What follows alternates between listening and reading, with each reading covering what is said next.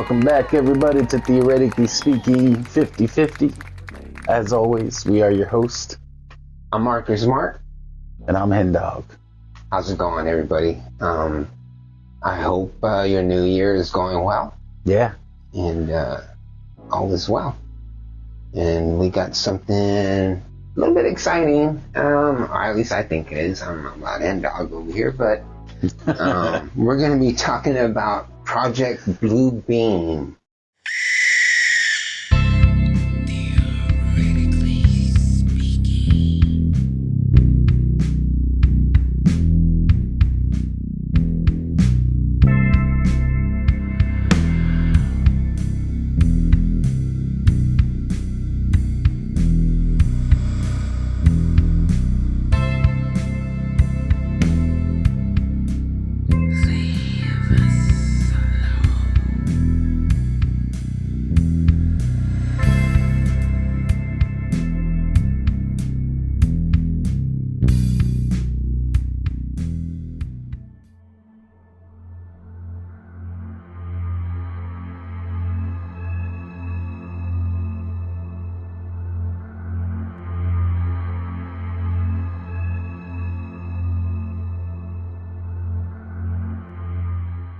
I don't know if you guys ever heard about it. It's a conspiracy. How did it go? It was some man, Sergei Monast. Yeah, something like that. I'm not sure how to pronounce it, but that sounds right. At least that's what it sounds like. Monast. He's French Canadian, so Sergei sounds pretty close to sounds close to being French. Sounds close enough. Yeah. But then you know, exactly what his name was and how to pronounce it. Yeah. But if you could say that, then at least you can say, hey, I spoke French. Anyways. But, yeah, he was a Canadian journalist, and he was born August 12th, 1945. And this is the guy that started the theory of Project Blue Beam, right? Yeah, this is the guy that started that whole theory. And tried to say, you know, this is what was going to be going on. And you said he's French Canadian. French Canadian. Is that like where he was just born or lived, or he literally like born there, French Canadian, or he just lived in Canada? Born and lived in Canada. Okay. Yeah, I believe. Yeah. Well, yeah, majority of French Canadians. Oh, because when I hear Sergei, I just think like Russian or something. Oh. You know? Well, yeah, okay. I mean, that's true. Not to sound any, racist or something. My bad if I offended anybody. Yeah. Well, I mean, Sergei doesn't sound like it would be either Russian or Polish. Something, or, yeah. Yeah. But I get it. I get what you're saying. Yeah, it sounds like someone that's really hardcore. Yeah. For reals. But he died in December 5th, 1996. Now, when I started researching this, I don't know if you saw it online too, but it was the dates, his birth date and his date on his death were weird. How so? A couple of different sites that I was looking at. One didn't have the month or the day he was born, but it had the year. And then it had, when he died, it had 2 different days. Because the final one that I found was December 5th. But one of the other ones I saw before that said December 5th or December 6th. Or December 6th. What? Yeah. I'm not really sure which day he died on. Yeah, it could be one of these 2 days. I wonder why is that? Like, did they find his body like he'd been dead, or like so they could have only discerned the death? No, it wasn't specific. Okay. As to why it came about that way, it was just kind of weird, I mean, there's conspiracy behind his death, of course. Oh, okay. Because the story that I read was he died of a heart attack. Right. But his colleagues, since he tried to bring out this Project Blue Beam and stuff, his colleagues said that they think he was murdered. You know, And so I don't know, that maybe that's why, you know, one day, Yeah. he had a heart attack on this day, but, you know, now we won't think he was murdered on this day, you know. Maybe. I mean, I read up some on Project Bluebeam, and it seems so wildly outlandish to me. Like, why would anybody assassinate this guy over it? Yeah. I mean, that's just my opinion, but I mean, you know, I guess it could have been touching on something, maybe. I don't know. Maybe. And it was weird too how they didn't have the month and the day he was born, just the year. Oh, okay. You know, Yeah. I mean, what were they really trying to hide? Yeah. You know? I mean, Or they just try to make it look like he was never born or something, you know? Look, we just don't care. We just don't care. He was born in this year. Who cares about the day and the month? Yeah. Yeah, for reals. But the whole idea of the Project Bluebeam was this man, Sergei Monas, was trying to say that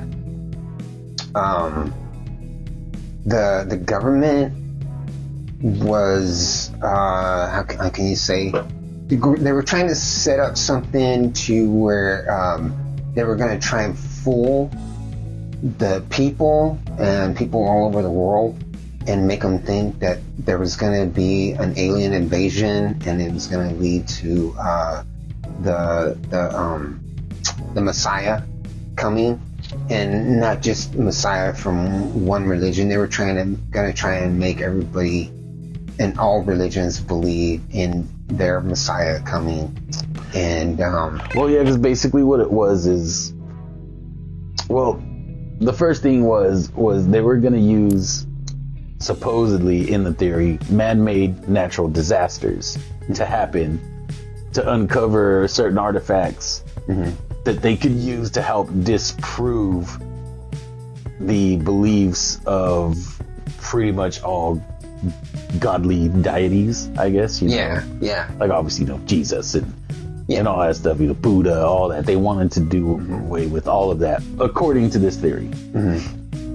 So that was going to be like the first thing that they did, was to try and disprove all of these belief systems.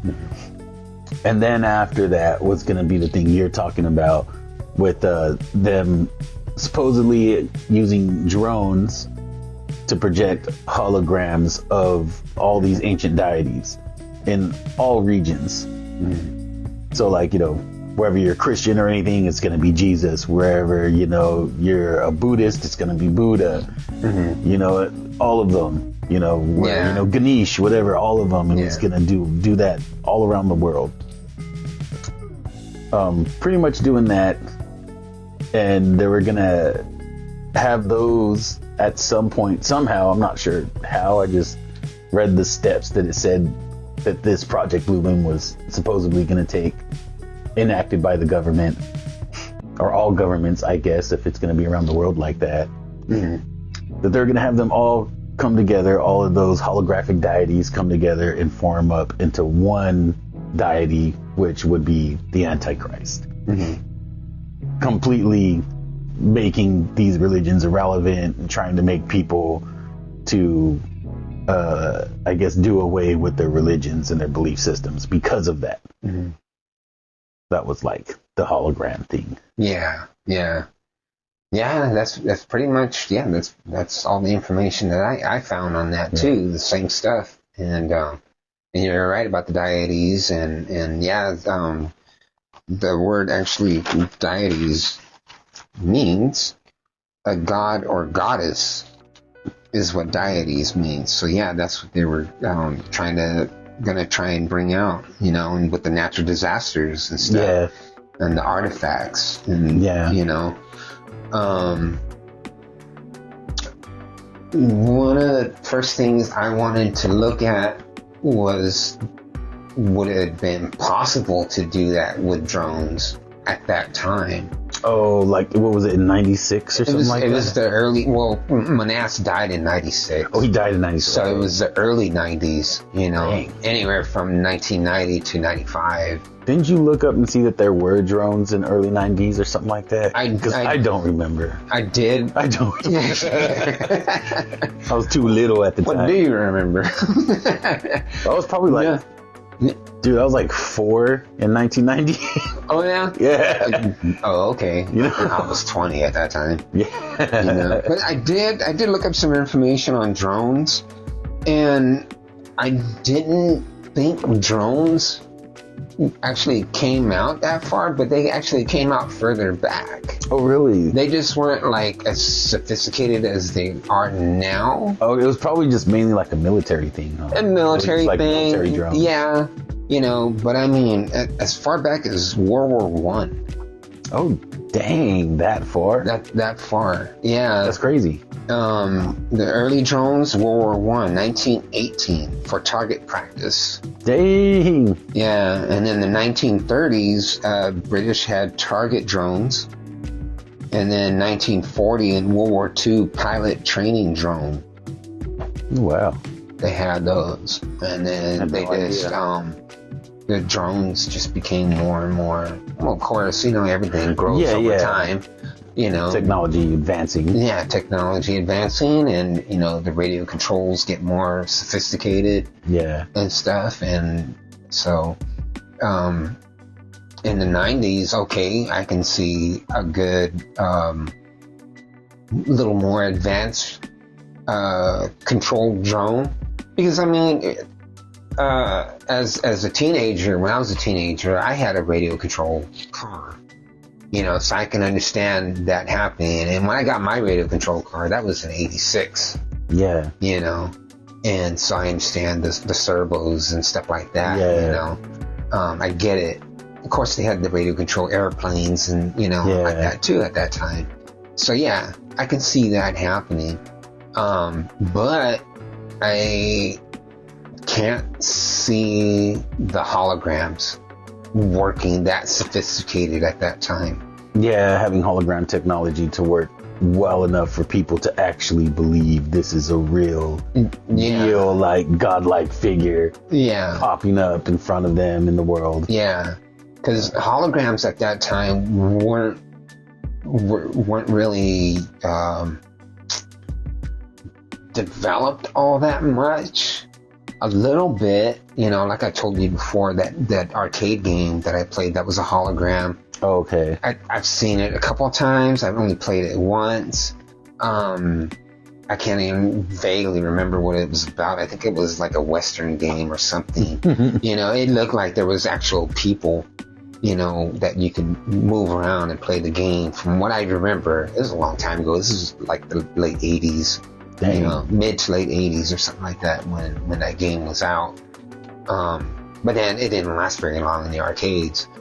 And yes, we had arcades at that time. They were pretty cool. So not like you guys can, you know, the Xboxes and PlayStations now and stuff. But anyways, but yeah, as far as putting a hologram projector on a drone and being able to do that, let alone just one drone, and then, you know, if you're going to do this all around the world, that's thousands or millions of drones right there that you got to put this sophisticated technology on just to do something like that, you know? That's what's pretty strange about, I don't know if that's exactly how it was, but from what I read, supposedly he was saying just the U.S. government. But if it's all around the world, how's it just the U.S. government, man? That's like all governments. Yeah. So that's the only way that would be possible. If you would get all governments to get together for some reason to do this crazy ploy on all the people in the world. Yeah, you know, definitely. I mean, and not only that, I mean, where are they going to pull the money from to even try to do this? You know, and then if you're going to have all the governments coming together to do that, to trick all the people in the world, how are you making one like new world government, totalitarian government? Who's going to be the ruler? because all the governments are getting together to do this. Like they're not going to be like, yeah, the president of the United States, he's going to be the one. Like no, they're going to want their ruler to be the one. Yeah. Yeah. I mean, like they're arguing now, about who's going to be in charge. Which is stupid. Yeah. But anyways, it's I can't see hologram drones, being sophisticated back in the 90s, to pull off something like that. Yeah. It's just going to be a green grid making a figure. Yeah. And you're going to hear it talking, but its mouth isn't moving. Super patchy digital voice coming through. Yeah, really. It sounded like a robot voice or something, or like that voice we were making fun of earlier. Oh yeah. Hey, would you know what? People in the 90s probably would have believed it. Oh my God, it's Jesus. Oh my God, it's Jesus. Man. What's crazy is that it was only the 2 steps, supposedly, of the Project Bluebeam. Step 3, which was interesting with you talking about having a radio remote control car, radio remote control plane. Because apparently step 3 was radio remote controlling people. As in using radio waves to interfere with your mind to, in a sense, control you by making you believe, by sending voices into your mind, which they would use to make you think it's God speaking to you. So, you're Christian or Catholic or something, you're going to think it's God or Jesus or somebody like that speaking to you. Yeah. Dude, I got enough voices in my mind every day to put up with. I don't need any more, man. The point was them doing that to control your actions and what you're thinking and what you're doing, because if you think God's talking to you and they tell you, hey, you gotta go do this, you're probably gonna go do it. Maybe. Yeah. I don't know. I probably wouldn't.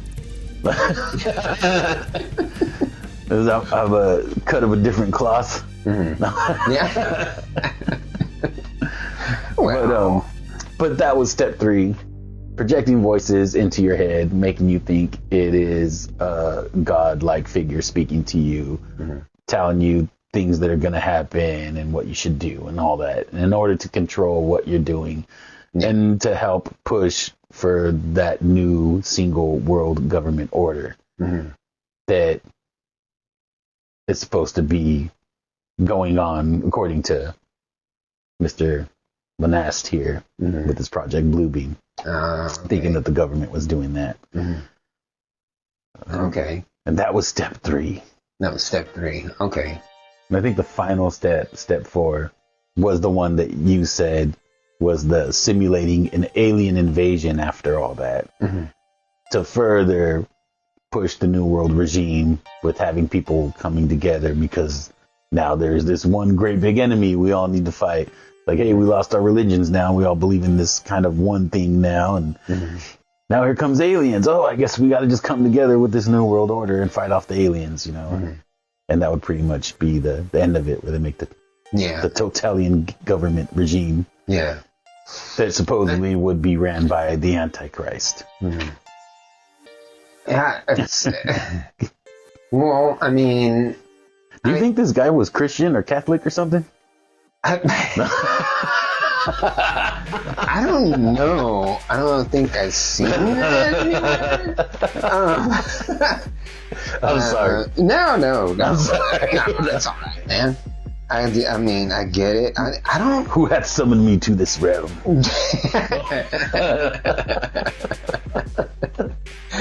I didn't see anything about his religion. At least I don't think so.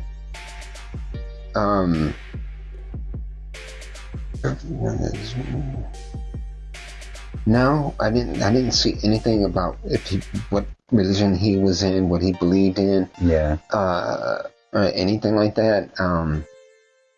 I don't know what French Canadians believe in. Oh, that sounds so wrong.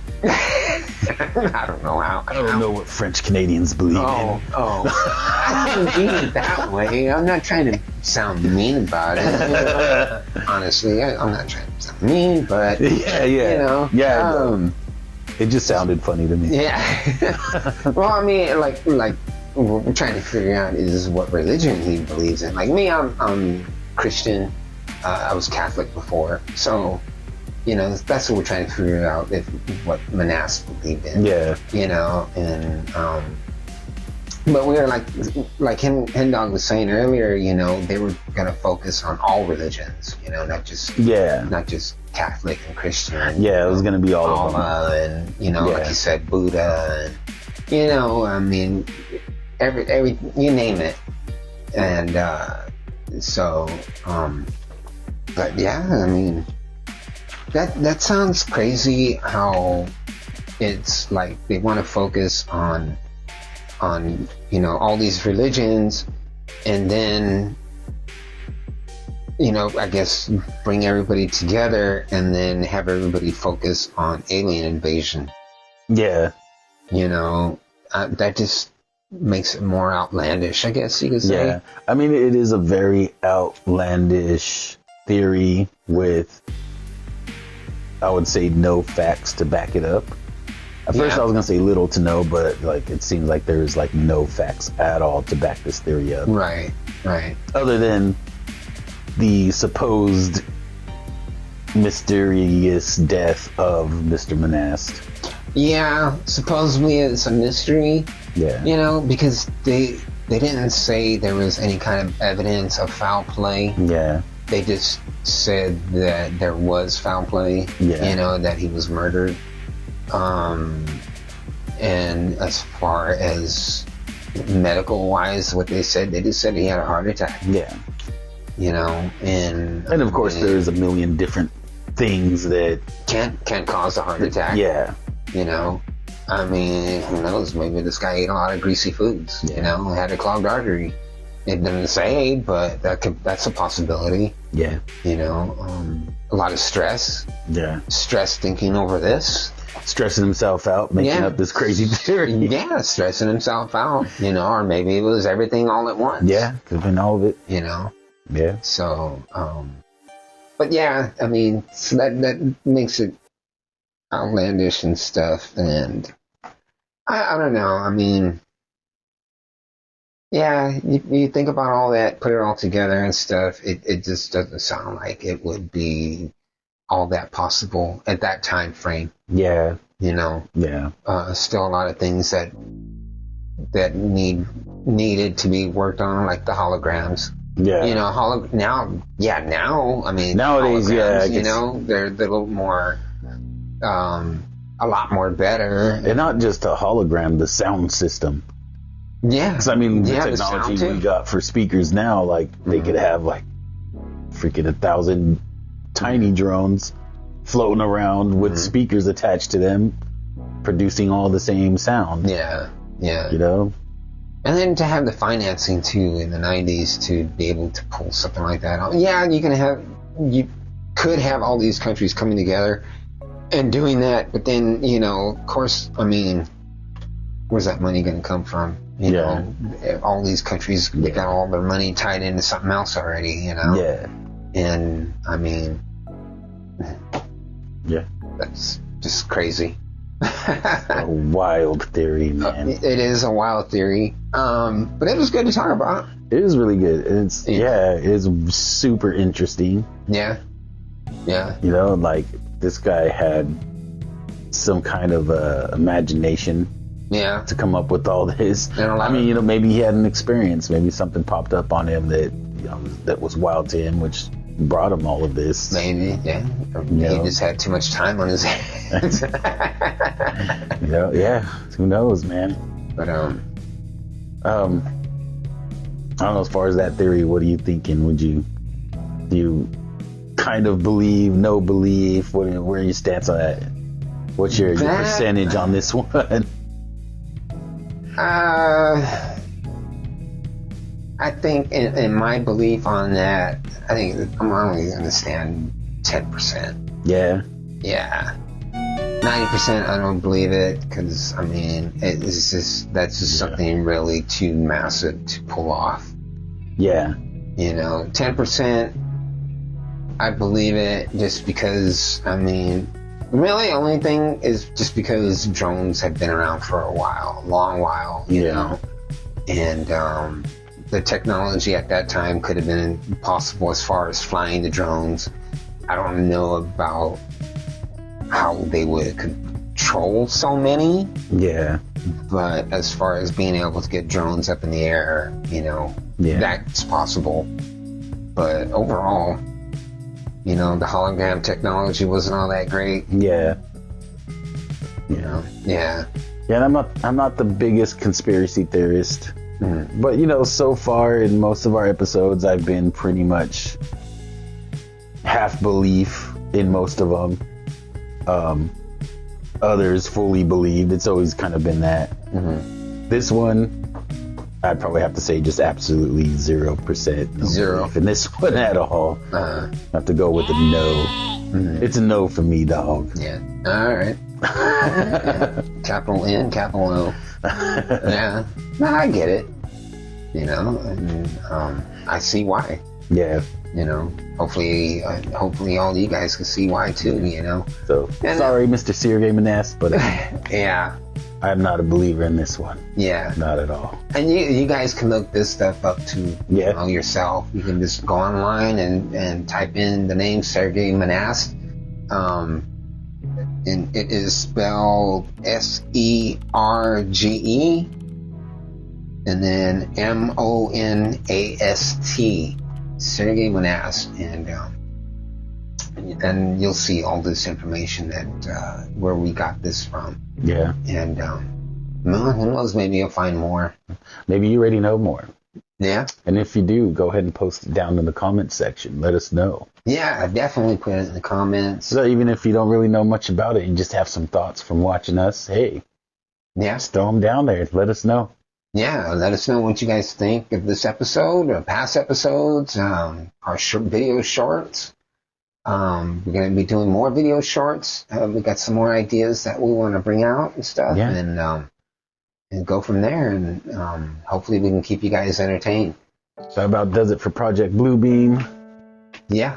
Thank you guys for joining and watching. Yeah, thank you guys very much. I had a little bit of a thing pop up a couple days ago. An uncle of mine, he ended up passing away. He had a heart attack and he's gone. So it's been a little rough, but I still wanted to get on and do this, just kind of go on. I know it's not the best episode that we're doing, but hey, in remembrance of my uncle, thank you, man, and thank you all for watching. Appreciate it. This one's dedicated to my Uncle Barney. Thank you for being around. And I'll catch you guys on the next one. Catch you guys on the next one. Rest in peace, Barney. Yeah. And my prayers and my heart goes out to you and your family. Thank you, man. So, So we're out of here. You guys have a great one, and we'll see you guys in the next video, okay? Next one. I'm Marker's Mark. I'm Hen Dog. Later. Thanks, brother. Yeah.